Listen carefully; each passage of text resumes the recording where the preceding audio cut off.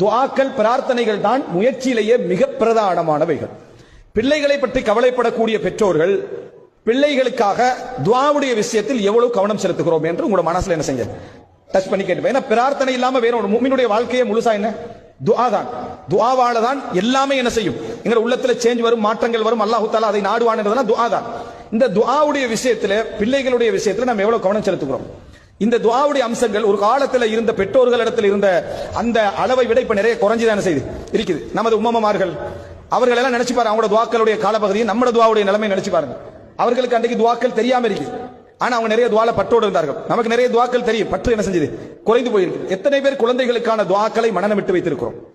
ஓய்துகுமா B கலிமாத்தில்லாஹி தாம்மா மின் குல்லி ஷைத்தானின் வஹாம்மா வ மின் குல்லி ஐனின் லாம்மா. அந்த குழந்தையை தீண்டக்கூடிய கண்ணேரில் இருந்தும் ஷைத்தானுடைய தாக்கங்களில் இருந்தும் அதே போல தீங்கான விஷயங்கள் இருந்தும் ரசூலுல்லாஹி ஸல்லல்லாஹு அலைஹி வஸல்லம் அவர்கள்